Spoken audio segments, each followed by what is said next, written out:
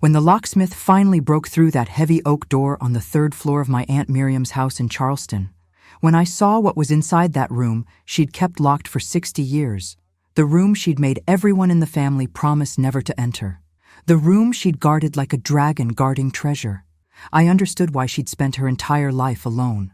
I understood why she'd never married, never had children, never seemed to want anything but that big old house on the Battery and whatever secrets it held.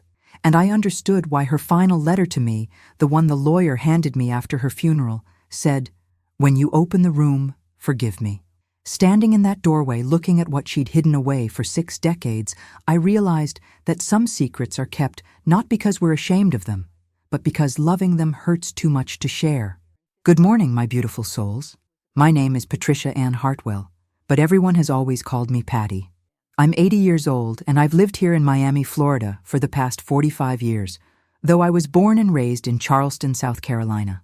Today I'm going to share with you the most mysterious and heartbreaking story of my life, a story about family secrets and forbidden love, and a room that held the truth about my aunt's entire existence. But before I begin, if you're watching this, please don't forget to hit that like button, subscribe to Grandma's Touching Stories so you never miss another real story from real grandmothers, and tell me in the comments where you're watching from. Are you in Florida like me? Maybe Texas or California? Or are you watching from somewhere else in the world? I love knowing where these stories reach. Now settle in with your coffee or tea, get comfortable, because this is going to be a long story, and I promise you, every single word of it is absolutely true. My Aunt Miriam was my father's older sister, born in 1920 in Charleston, South Carolina. She was 15 years older than my father, and by the time I was born in 1945, she was already 25 years old and living in that magnificent house on East Battery Street, one of those grand antebellum mansions with white columns and wraparound porches and a view of Charleston Harbor. The house had been in our family since before the Civil War, passed down through generations, and Miriam had inherited it from our grandfather in 1945, the same year I was born. I grew up visiting that house, running through its endless rooms and hallways, playing in the overgrown garden, sitting on the porch watching sailboats on the harbor. But there was one place I was never allowed to go. The third floor had 4 bedrooms, and the door to the room at the end of the hall was always locked. Always. I'd asked about it as a child, naturally curious, and Aunt Miriam had said firmly, "That room is private, Patricia. No one goes in there. Not you, not your parents, not anyone. Do you understand?" I'd nodded, intimidated by the sternness in her voice, and I'd never asked again. But I'd wondered. Oh, how I'd wondered over the years. What was in that room? Why was it locked? What was Aunt Miriam hiding? My father said he didn't know, that Miriam had locked that room when she first moved into the house in 1945 and had never let anyone in since. He'd tried to ask her about it once in the 1950s, and she'd gotten so upset, so angry and tearful, that he'd never brought it up again. Aunt Miriam was an enigma to our family. She was beautiful, intelligent, educated, from a good family with money and social standing. She should have married well, had children, lived the life expected of a woman of her time and class. But she never married. She never even dated, as far as anyone knew. She lived alone in that huge house, with just a housekeeper who came 3 times a week. She worked as a librarian at the Charleston County Public Library for 40 years, retiring in 1985. She was active in various charitable organizations, went to church every Sunday, was well-liked and respected in the community. But she was also intensely private, never talking about her personal life, never explaining why she'd chosen to live alone. My mother used to speculate about it. There must have been a man, she'd say, someone she loved who died in the war, or who married someone else. That's why she never moved on. But my father would shake his head. Miriam's not pining for anyone. She's perfectly content. Some people just prefer to be alone. I wasn't so sure. There was a sadness in Aunt Miriam's eyes sometimes, a faraway look that suggested she was thinking about something or someone from long ago. And she was protective of that locked room in a way that seemed excessive if there was nothing important inside. Over the years, my childish curiosity had faded but never entirely disappeared. What was in that room? I moved to Miami in 1980 when I got married to my husband, Robert. He'd gotten a job transfer, and we settled here, raised our 3 children here, built our life here. But I'd visit Charleston at least once a year, stay with Aunt Miriam in that big house, walk through the rooms I'd known as a child, and that locked door was always there, always present, always mysterious. Aunt Miriam aged beautifully, staying active and sharp well into her 90s. But in 2023, at the age of 103, she finally started to decline. She fell and broke her hip in March, and after that, she never really recovered. She moved to a nursing home in Charleston, and the doctors said it was just a matter of time. I flew up to visit her in June, sat by her bedside, held her hand. She was so small and frail, this woman who'd always seemed so strong and self-sufficient. "Patty," she said to me one afternoon, her voice weak but clear, "I'm leaving you the house. I've put it in my will. I want you to have it." I started to protest, to say that was too generous, but she squeezed my hand with surprising strength. "Listen to me. The house is yours, all of it, including the locked room on the 3rd floor." My breath caught.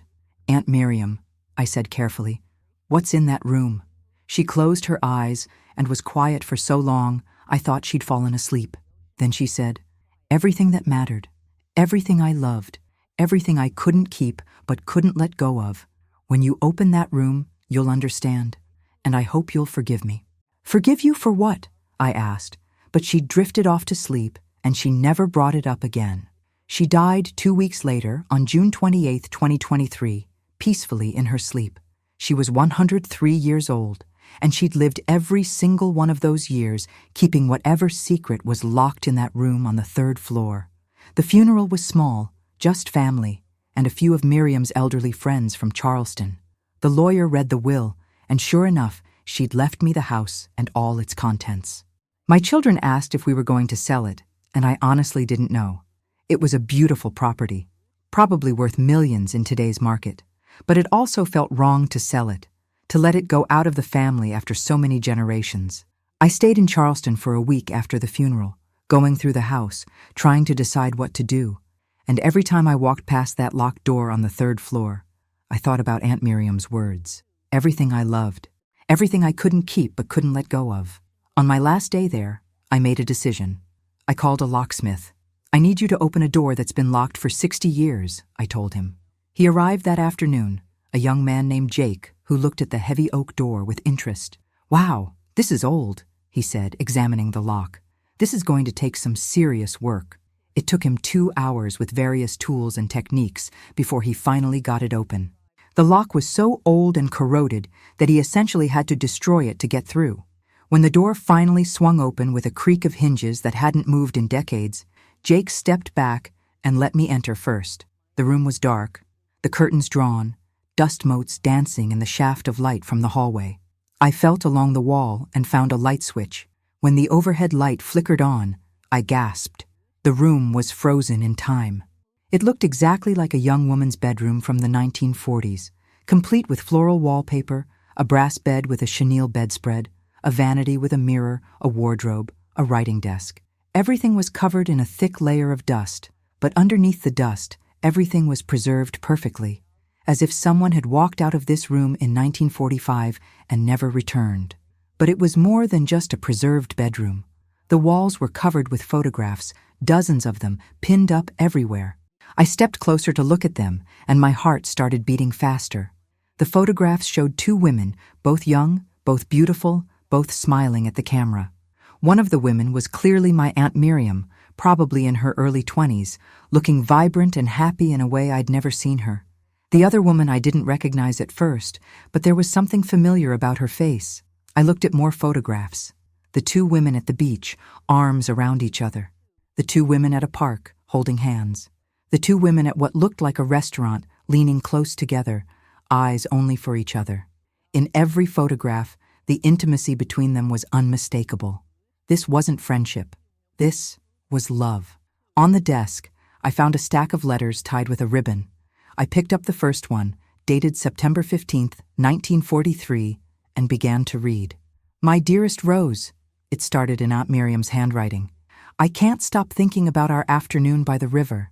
When you kissed me, I felt like my whole life finally made sense. I know what we have is forbidden, that society would condemn us, that our families would never understand. But I don't care. I love you. I've loved you since the moment we met, and I'll love you until I die." I had to sit down on the dusty bed, my hands shaking. Aunt Miriam had been in love with a woman.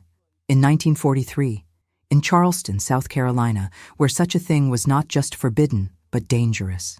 I kept reading the letters, hundreds of them spanning from 1943 to 1945, chronicling a passionate love affair between Miriam and this woman named Rose. From the letters, I pieced together their story. Rose Sullivan was from Boston, visiting Charleston for an extended stay with relatives in 1943. She was 22, Miriam was 23, and they'd met at a charity event. They'd become friends first, then something more. They'd been careful, meeting in secret, hiding their relationship from everyone, but they'd been deeply, desperately in love.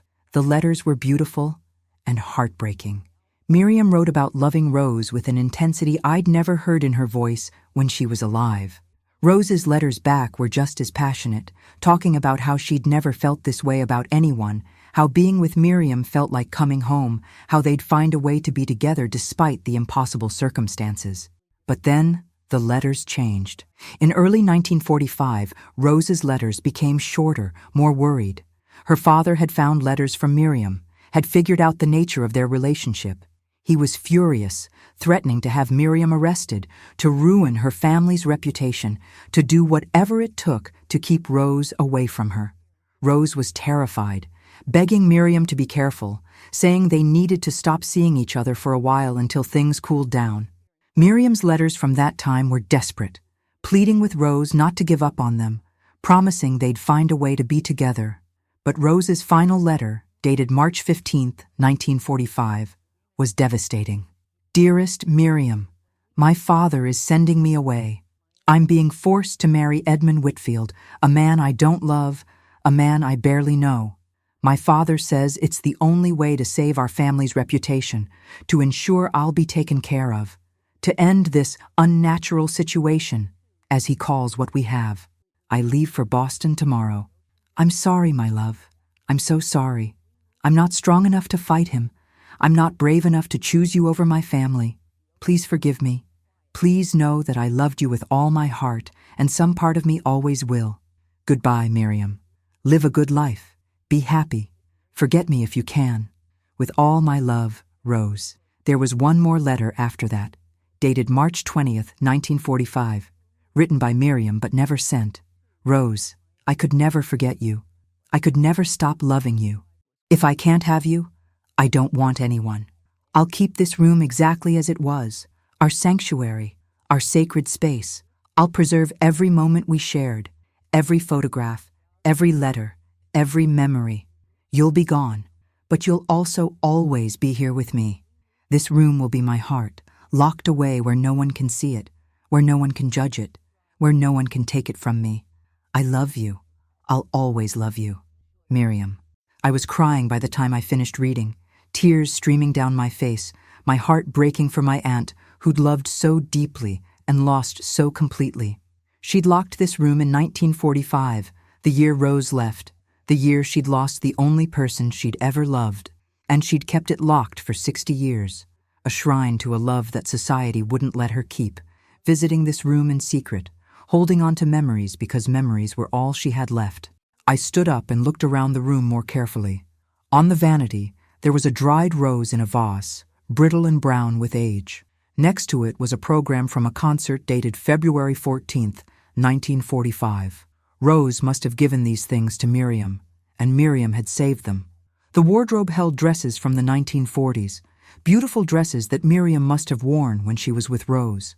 On the bedside table was a book of poetry by Walt Whitman, open to a page where someone had underlined verses about love between two souls. Everything in this room was a memory, a moment, a piece of the love story that Aunt Miriam had lived in secret and then preserved in isolation for the rest of her life. No wonder she'd never married. No wonder she'd lived alone.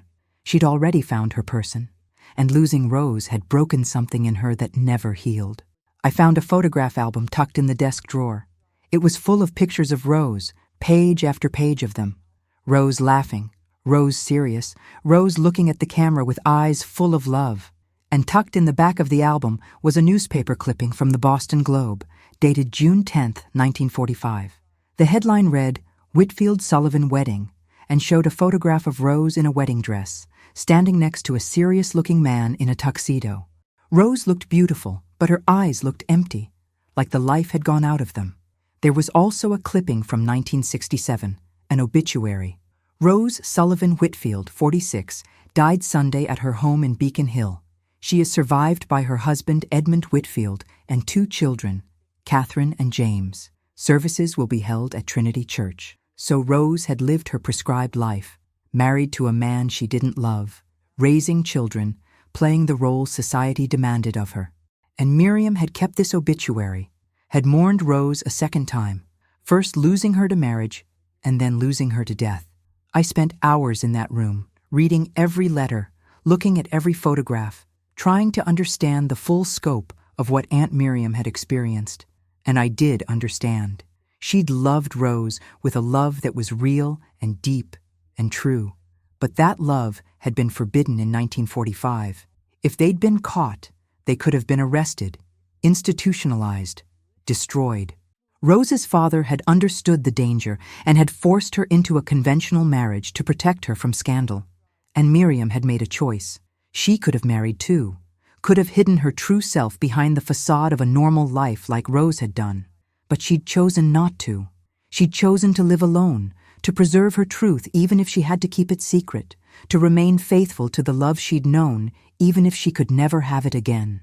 This locked room was her resistance, her refusal to pretend, her way of honoring what she'd felt, even if the world said it was wrong. I sat on the floor of that dusty room and cried for my aunt, for the life she should have been able to live openly, for the love she should have been able to keep. She'd been born in the wrong time, in the wrong place, into a world that couldn't accept who she was or who she loved. So she'd locked her truth away and lived a quiet, careful life, never complaining, never explaining, keeping her secret until the very end.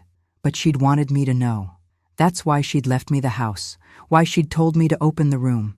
She'd lived her whole life hiding this part of herself, and she didn't want to die with no one ever knowing the truth. She wanted someone, at least one person, to understand that she'd loved and been loved, that her life had meaning beyond what was visible on the surface. I called my daughter Sarah that night. She's 35, married to her wife Amanda for 5 years now. They'd been able to marry legally, to live openly, to build a life together in a way Aunt Miriam never could. I told Sarah about the room, about Rose, about the secret Aunt Miriam had kept for 60 years. Sarah was quiet for a long time after I finished. Then she said, "Great Aunt Miriam was gay, and she couldn't live her truth because of when she was born." "Yes," I said. "She loved another woman, and that love was criminalized and pathologized and condemned. So she hid it, but she never forgot it. She kept it alive in this room for 60 years. Sarah started crying. "That's so sad, Grandma. So beautiful and so sad. She should have been able to be with Rose. They should have been able to grow old together." "I know, sweetheart. I know." That conversation with Sarah made me realize something. Aunt Miriam's story wasn't just her own.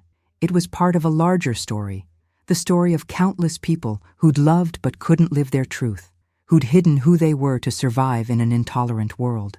And now, in 2023, young people like Sarah and Amanda could marry legally, could live openly, could build lives that people like Miriam could only dream of. They were living the life Miriam should have had. I decided not to sell the house. Instead, I wanted to preserve it, especially that room on the 3rd floor. I called the Charleston LGBT History Project, told them about what I'd found. They were interested immediately. We arranged for them to come document everything, to photograph the room, to archive the letters and photographs. They wanted to include Miriam and Rose's story in their collection, to honor the hidden history of LGBT people in the South. "This is incredibly valuable," the director told me.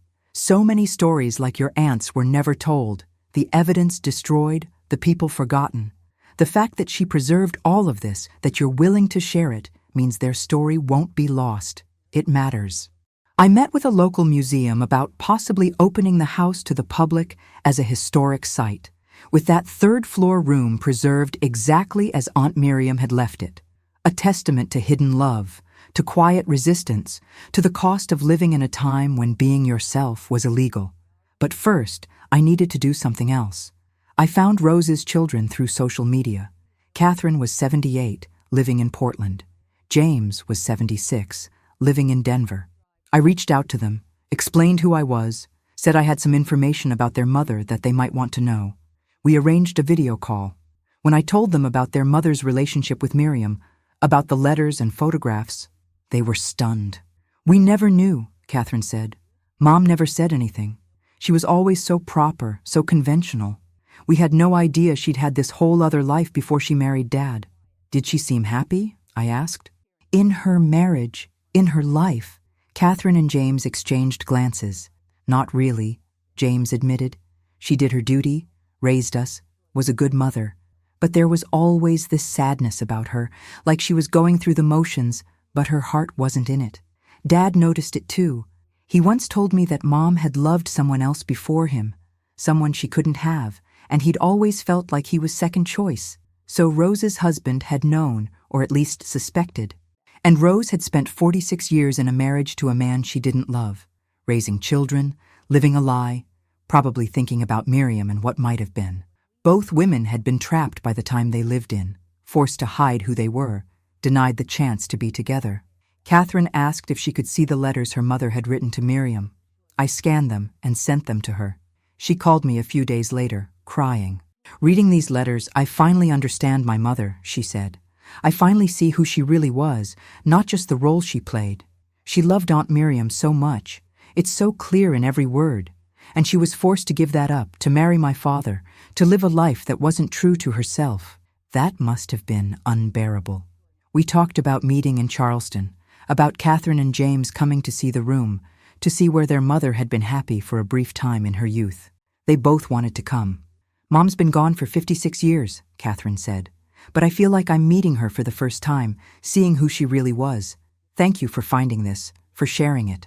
In September 2023, I hosted a small gathering at the Charleston house. Catherine and James flew in with their families. Sarah and Amanda came from Miami. We all went up to that third-floor room together, and I showed them everything. Rose's children looked at photographs of their young mother, radiant with love, truly happy. They read the letters, touched the things she'd touched, stood in the space where she'd been loved for who she truly was. "This was her real life," James said quietly. "These few years with Miriam. Everything after was just survival." We held a small ceremony, nothing religious or formal, just a moment to honor both women, to acknowledge their love, to say out loud what they'd had to keep silent. Catherine read one of Rose's letters, the one where she talked about how loving Miriam felt like coming home. Sarah read one of Miriam's letters about how Rose made her feel brave enough to be herself. And then we each took turns speaking, saying what we wanted to say to these two women who'd loved each other in secret so long ago. I thanked Aunt Miriam for trusting me with her truth, for letting me into her heart after keeping it locked away for so long. I told her I understood now why she'd lived the way she had, and I hoped she'd found peace. Catherine spoke to her mother, telling her she wished Rose had been able to live authentically, that she deserved to have been happy, that the world had been wrong to force her into a life she didn't want.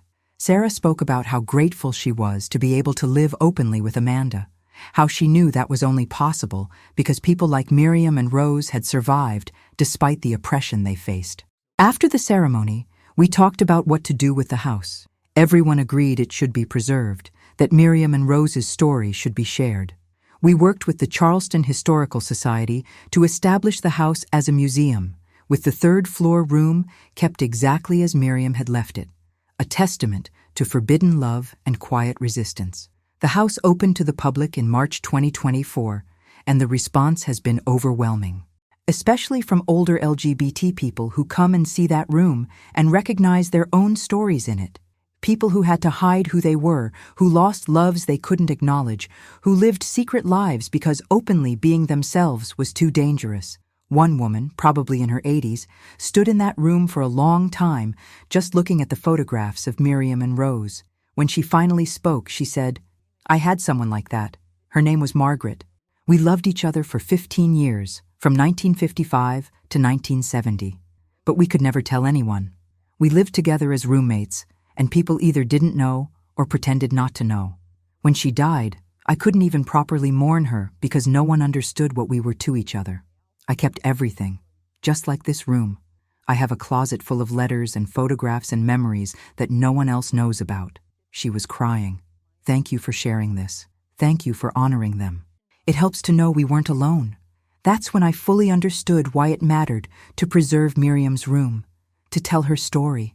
It wasn't just about her. It was about all the people like her, all the hidden loves, all the lives lived in secret, all the people who deserved to be seen and remembered and honored. I found Aunt Miriam's diary in the locked room, too, written over decades, chronicling her thoughts and feelings from 1945 until about 2020. Reading it was like having conversations with her, understanding her interior life in a way I never had when she was alive.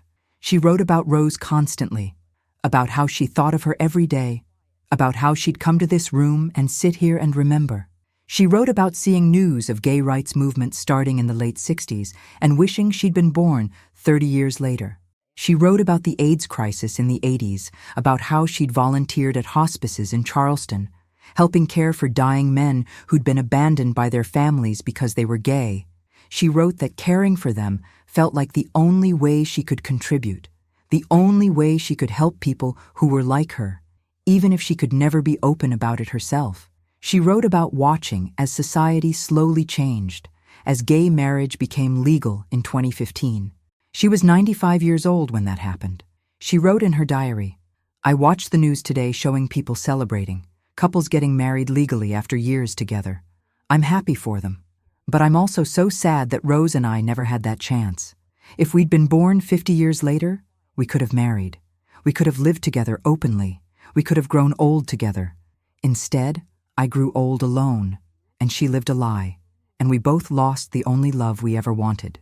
But at least now, other people won't have to hide like we did. At least something good came from all the suffering." Reading those words, I cried for days. Aunt Miriam had been so close to seeing a world where she could have been accepted, but it came too late for her.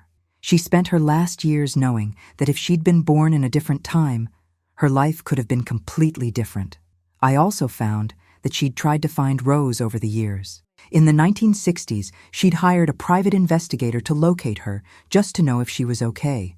The investigator found that Rose was living in Boston, married with children, and Miriam had decided not to contact her. "I don't want to disrupt her life," she wrote in her diary. "She made her choice. She chose safety over love, family over truth, and I don't blame her. It was probably the right choice for survival. But I can't be part of that life. I can't pretend we were just friends. So I'll let her go, truly let her go." Even though my heart broke again, reading that report about her conventional suburban life. But she'd never really let Rose go. She'd kept this room, kept the letters, kept the memories alive. She'd built a shrine to a love that society said didn't exist, shouldn't exist, couldn't be real. And by preserving it all, she'd ensured that their love wouldn't be forgotten, that it would be known and honored eventually, even if it took 60 years. The museum has been open for several months now, and we've had thousands of visitors. The guest book in that third-floor room is full of comments from people who were moved by Miriam and Rose's story. LGBT elders who recognize their own experiences. Young people who are grateful they don't have to hide like previous generations did. Straight allies who are learning this hidden history for the first time. One entry says, "I'm 17 and gay, and I've been so scared to come out to my family." But seeing this room, understanding what people like Miriam went through, it makes me realize I have to be brave. They didn't have the choice to live openly. I do. I owe it to them to take that chance. Another says, "My grandmother died in 1995, and we found letters after she died suggesting she'd had a relationship with another woman in the 1950s. My family was shocked and didn't know what to do with the information. Should we pretend we never found the letters? Should we acknowledge it? Coming here helped me understand that it's important to honor the truth, even when it's complicated, even when it challenges what we thought we knew. My grandmother deserved to have her love acknowledged, just like Miriam and Rose did. Catherine visits the house regularly. She says it helps her feel closer to her mother, understanding her in a way she never could when Rose was alive. I wish she could have told us, Catherine says.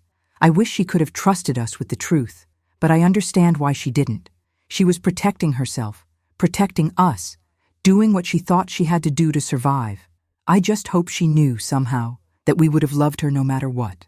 I think about that a lot. Did Rose know her children would have accepted her? Did Miriam have any idea that future generations would honor her story rather than condemn it? Or did they both die thinking they'd have to keep their secret forever? There's a photograph that I've had framed and hung in the museum's entrance.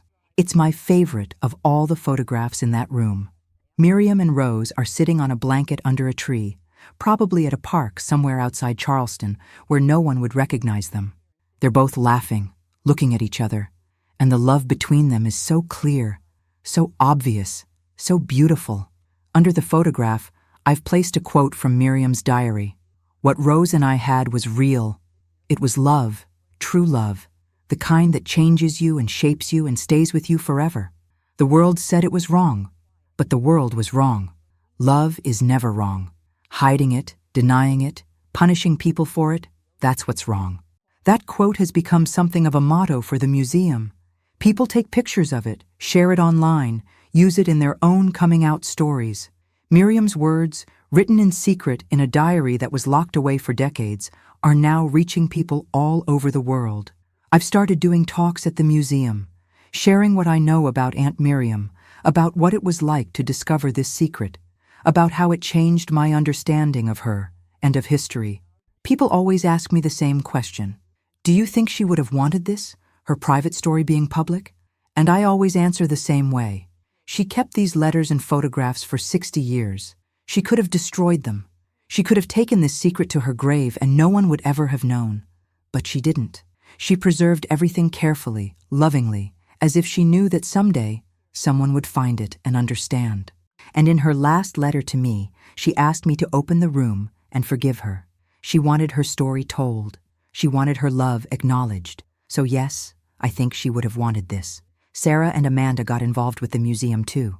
They started a program bringing LGBT youth to visit the house, to see Miriam's room, to learn about the history of people like them. It's important, Sarah says, for young LGBT people to see how far we've come, what previous generations endured, why we have the rights we have today. Miriam's story isn't ancient history. She only died last year. This was recent, and if we don't fight to protect our rights, we could lose them. I think Aunt Miriam would be proud of what her locked room has become, a place of remembrance and education, a place that honors hidden lives and forbidden loves, a place that says, love is love, regardless of when you lived or who you loved. I'm 80 years old now, and I think about my own mortality. When I'm gone, I know the house in Miriam's story will continue. It's been designated as a historical landmark, protected, funded. Her story will outlive me, will continue to touch people, will keep her memory and Rose's memory alive for generations to come. Sometimes when I'm at the house, I'll go sit in that third-floor room by myself.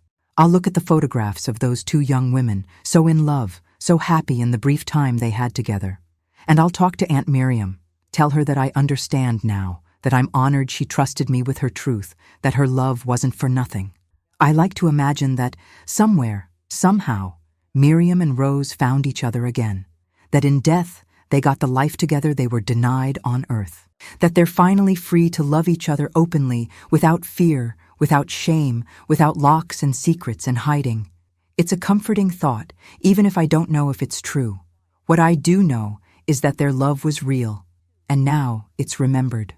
They don't have to be a secret anymore, and maybe that was all Aunt Miriam wanted in the end, for someone to know that she loved and was loved, that her life had meaning beyond what was visible, that her story mattered. So that's my story, my beautiful souls. The story of inheriting a house and finding a locked room and discovering a secret that had been kept for 60 years. It's a story about forbidden love and quiet resistance and the cost of living in a time that couldn't accept you. It's a story about how some secrets are kept not from shame, but from necessity, and how important it is to honor those secrets when they're finally revealed. I want to ask you something. Have you ever discovered something about a family member that completely changed how you understood them? Have you ever learned a secret that made you see someone's whole life in a new light? Tell me in the comments. I read every single one. And if this story touched your heart, if it made you think or feel or understand something you didn't before, please hit that like button. Subscribe to Grandma's Touching Stories so you never miss another real story from real grandmothers. And please, share this with someone who needs to hear it. Someone who's struggling with their identity, someone who's dealing with family secrets, someone who needs to know that love, real love, deserves to be honored no matter what form it takes. The months after opening the museum brought more discoveries that deepened my understanding of Aunt Miriam's life. In December 2024, I received a letter forwarded from the museum. It was from a woman named Dorothy Chen, 91 years old, living in Atlanta. She wrote that she'd seen a news article about the museum and Miriam's story, and she had information I might want to know. I called her immediately. Dorothy's voice was shaky with age but clear with purpose. "I knew Miriam," she said. "We worked together at the Charleston County Public Library from 1950 to 1985. We were friends, though I always knew she kept parts of herself hidden. But there was one time, just once, when she opened up to me." Dorothy explained that in 1982, they'd both been at a library conference in Atlanta. After a few glasses of wine at dinner one evening, Miriam had started talking about her past. "She told me about Rose," Dorothy said. "Not everything, but enough. She said she'd loved someone when she was young, that they couldn't be together, that she'd never gotten over it. She said the worst part wasn't the loneliness. It was knowing that Rose was out there somewhere, living a life that was half true, married to someone she didn't love, and Miriam couldn't do anything to help her or save her or even tell her that her love was still real." Dorothy paused, and I could hear her crying softly on the other end of the line. "I'm gay too," she said. "I couldn't live openly either in those days. I had a partner, Helen, who I lived with for 42 years as roommates. So when Miriam told me about Rose, I understood. I told her I understood. We cried together that night in Atlanta, two old women who'd loved women in a time when that love had to stay hidden. After that night, Miriam never brought it up again, and neither did I. But I always knew. I always understood what she was carrying. I thanked Dorothy for calling, for sharing this piece of Miriam's story. It helped me understand that Miriam hadn't been entirely alone, that she'd had at least one person in her life who knew her truth, even if they never spoke of it openly. Dorothy came to visit the museum in January 2025, and she spent hours in that third-floor room, crying and touching the photographs and letters, mourning both Miriam and her own partner Helen, who died in 2010. "We should do something," Dorothy said to me that day, "for all the Helens and Margarets and other partners whose names no one knows, who were erased from obituaries and family histories, who loved but were never acknowledged. Miriam and Rose are being honored now, but there are so many others whose stories will never be told." That conversation sparked an idea. With Dorothy's help and Sarah's organizational skills, we created a memory wall at the museum. It's a space where people can submit names and photographs and brief stories of LGBT individuals from previous generations whose lives were hidden or whose partnerships were never acknowledged. The wall is covered now with hundreds of entries. Margaret Thompson, 1920-1998, who lived with her roommate Susan for 50 years. James Rodriguez, 1935-1994, whose partner Paul wasn't allowed at his funeral. Dorothy and Helen, together 42 years, called roommates until the end. The memory wall has become one of the most visited parts of the museum. People stand in front of it and cry, recognizing their own family members, their own hidden histories. One man brought a photograph of his great-uncle and the man he'd lived with for 30 years. "Everyone in the family knew," he said, "but no one ever said it out loud. They were just good friends, officially. But I remember being a kid and seeing how they looked at each other. I knew it was love, even if I didn't have words for it yet." The museum also started collecting oral histories from LGBT elders, recording their stories before those voices are lost forever. We've interviewed dozens of people now, men and women in their 80s and 90s, talking about what it was like to love in secret, to hide who they were, to survive in a hostile world. Their stories are heartbreaking and inspiring, full of loss and resilience and quiet acts of courage. One woman, 87 years old, told us about how she and her partner bought houses next to each other in the 1960s so they could be close without raising suspicion. We'd have dinner together every night, she said, and people just thought we were lonely widows keeping each other company. No one knew that we'd sneak between houses after dark, that we'd sleep in each other's arms, that we'd wake up before dawn so I could go back to my own house before the neighbors saw. We did that for 35 years. 35 years of loving each other in stolen moments. Hearing these stories, I realized that Miriam and Rose weren't unique. They were part of a vast hidden history, millions of people across generations who'd loved but couldn't live their truth. The museum was becoming a place where that history could finally be seen, acknowledged, honored. Robert, my husband, passed away in August 2024. We'd been married for 44 years, and losing him was devastating. But the work with the museum helped me through my grief. It gave me purpose, gave me something to focus on beyond my own loss. Robert had been supportive of the museum from the beginning. He'd helped renovate parts of the house, had sat with me as I read through Miriam's letters, had understood why this work mattered so much to me. At his funeral, Sarah gave a eulogy that mentioned the museum and Aunt Miriam's story. "Dad taught me," Sarah said, "that love is love, that everyone deserves to be themselves, that family means supporting each other unconditionally." He was proud of what Mom has done to honor great Aunt Miriam. He used to say that the world is getting better because people like Mom are willing to share difficult truths, to challenge old prejudices, to make sure hidden histories don't stay hidden. After the funeral, several people came up to me and shared their own stories about LGBT family members, about secrets they'd discovered, about loves that had been hidden. One elderly woman told me that her sister had never married and had lived alone for 70 years, and now she wondered if her sister had been like Miriam, carrying a hidden love all her life. "I wish I'd asked her," the woman said. "I wish I'd let her know it would have been okay to tell me. But I was ignorant and thoughtless, and she died without ever sharing that part of herself. I regret it every day." Those conversations made me realize how many families are probably carrying similar secrets, how many people are wondering about relatives who never married, who lived alone, who seemed sad for reasons no one understood. Miriam's story was giving people permission to ask questions, to examine their own family histories, to honor loves that were hidden. In October 2024, a filmmaker named Marcus Johnson contacted the museum. He wanted to make a documentary about Miriam and Rose's story, about the museum, about the larger history of LGBT life in the South. We spent months working on the project, interviewing Catherine and James, talking to LGBT historians, filming the third-floor room and the memory wall and the visitors who came to see it all. The documentary premiered at a film festival in February 2025, and the response was overwhelming. People stood and applauded for 10 minutes after the screening. Afterward, dozens of people approached me with stories, with gratitude, with tears. One man, probably in his 60s, said, "My father left my mother when I was 10. He just disappeared, and no one knew why. My mother was bitter about it my whole life. But after seeing this documentary, I wonder if maybe my father was gay, if maybe he couldn't live the lie anymore.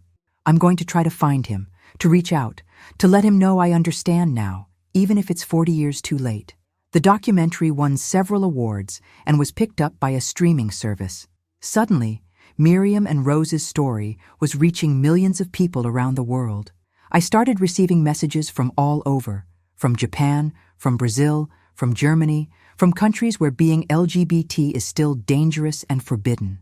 People thanking me for sharing Miriam's story, saying it gave them hope, saying it helped them feel less alone. One message that particularly moved me came from a young woman in Iran. She wrote, "I love another woman, but in my country this is illegal. I could be killed for this. Seeing that your aunt kept her love alive for 60 years, that she refused to marry someone she didn't love, that she honored her truth even when she couldn't live it openly, it gives me strength.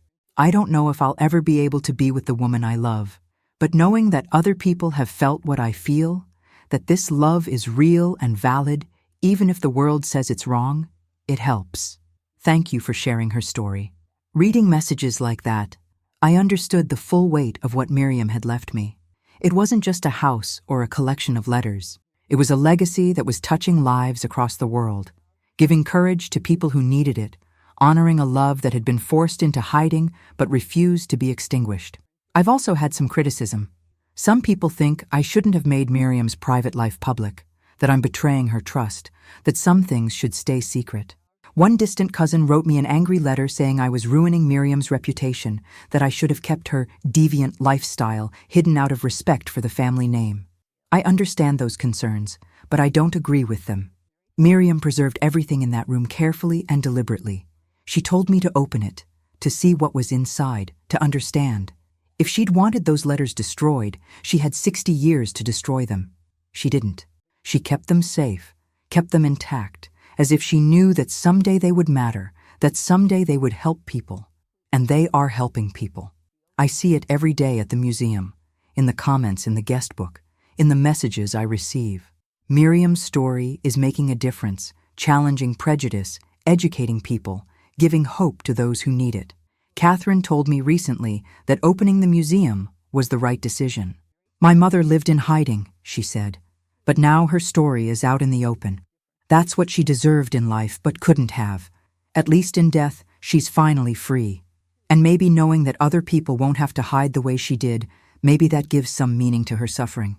The museum has expanded its mission beyond just preserving Miriam's room. We now offer educational programs for schools, workshops on LGBT history, support groups for people dealing with family secrets or complicated inheritance. We've become a resource center for the entire region, a place where people can come to learn, to share, to heal. Sarah has taken on much of the day-to-day management of the museum. She's passionate about the work and has big plans for the future. We want to establish a scholarship program, she told me recently, for LGBT youth from the South who want to study history or social justice. We'll call it the Miriam and Rose Scholarship. It'll be a way to honor them while also helping the next generation. I love that idea. Miriam spent her life alone, working quietly as a librarian, helping people find books and information. The idea that her story could now help young people get educated, could create opportunities for them, feels like a fitting tribute. I've also reconnected with parts of my family that I'd lost touch with over the years. Cousins I hadn't spoken to in decades have reached out after seeing news about the museum. Some of them shared their own family secrets, their own hidden histories. One cousin told me about our great-grandfather's brother, who'd never married and had lived with a friend on a farm in rural South Carolina in the early 1900s. We always thought he was just a confirmed bachelor, my cousin said. But now I wonder if maybe he was like Aunt Miriam. Maybe there were more of them in our family tree than we ever knew. That's probably true for most families, I've realized. LGBT people have always existed, in every generation, in every family. They just had to hide, had to pretend, had to live half lives to survive. Opening Miriam's room, sharing her story, has given permission for those hidden histories to finally surface. I think about Miriam's diary entry from 2015, when same-sex marriage became legal. She'd written about wishing she and Rose had been born 50 years later. I think about how close she came to seeing a world where she could have been accepted. She was 95 years old when marriage equality passed. She lived another 8 years after that, watching as the world slowly became more accepting of people like her. But she never changed her life. She never came out publicly. She never told anyone except possibly Dorothy about Rose. She kept that room locked until the day she died. Maybe after living in hiding for so long, she couldn't imagine doing anything else. Maybe the wound of losing Rose was too deep, and no amount of social change could heal it. Maybe she'd made peace with her choices and didn't want to revisit them. Or maybe, in her own quiet way, she was waiting for this. Waiting for someone to find the room, to understand, to share her story with a world that might finally be ready to hear it. Maybe she knew that her truth would matter more after her death than it could have during her life. I'll never know for certain what Miriam would have wanted. But I see the impact her story is having, and I believe I made the right choice in opening that room and creating the museum. Every person who visits and leaves with a deeper understanding of LGBT history, every young person who feels less alone after seeing evidence that others have felt what they feel, every family that comes to terms with their own hidden history. These are all testaments to the value of Miriam's legacy. And you know, my dear ones, have you ever kept a part of yourself hidden because you were afraid of how others would react? Have you ever had to choose between being true to yourself and being accepted by your family or community? So many of us have had to hide pieces of ourselves at one time or another, even if it wasn't as profound or as dangerous as what Miriam faced. Her story reminds us of the cost of that hiding, but also of the strength it takes to preserve your truth even when you can't live it openly. I'm 80 years old, and I've spent the last year and a half immersed in Miriam's story, in LGBT history, in understanding a part of human experience I'd been largely ignorant of before. It's changed me. It's made me think differently about love and family and courage. It's made me grateful for the time I live in, where my daughter can marry the woman she loves, where young people can be themselves more freely than previous generations could. But it's also made me aware of how much work still needs to be done. There are still places in this country, and certainly around the world, where being LGBT is dangerous. There are still families who reject their own children for being gay. There are still people living in hiding, unable to be their authentic selves, trapped in the same kind of half-life that Miriam and Rose were forced into. The museum is our small contribution to changing that. By honoring Miriam and Rose, by preserving their story, by creating a space where hidden histories can be seen and acknowledged, we're saying that love is love, that everyone deserves to be accepted for who they are, that no one should have to spend 60 years keeping their heart locked away in a secret room. I've made plans for my own future too. When I die, I'll be cremated, and my ashes will be scattered in Charleston Harbor, within view of Miriam's house. Sarah will inherit the house and continue managing the museum. I've set up a trust to ensure the museum will be funded and maintained for generations to come. Miriam's room will be preserved exactly as it is, a permanent testament to her love for Rose. I've also written my own memoir about discovering the room and creating the museum.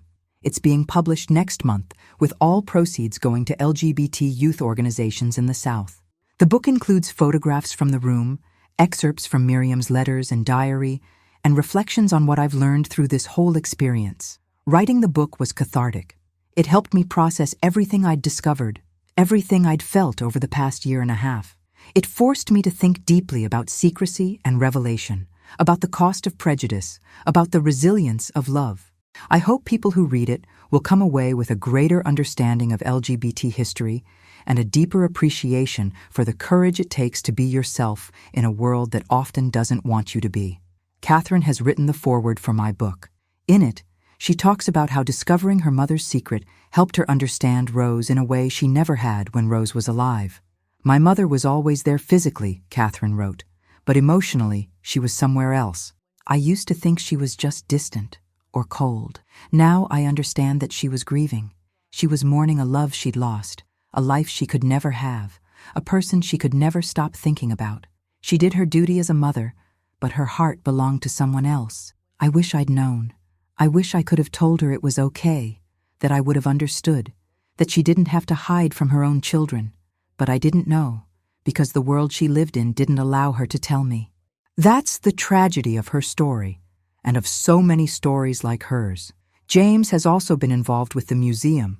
He's started a project documenting other historic houses in Charleston that might have similar hidden histories. How many other houses have locked rooms? He asked during one of our meetings. How many other secrets are waiting to be discovered? Miriam isn't unique. She's just the one whose story got told. We need to find the others. It's an ambitious project, but I support it. James has already identified 3 other historic houses in Charleston where single people lived for decades, never marrying, keeping parts of their lives intensely private. He's working with descendants of those families to see if there are any hidden histories worth exploring and preserving. The ripple effects of opening Miriam's room continue to surprise me.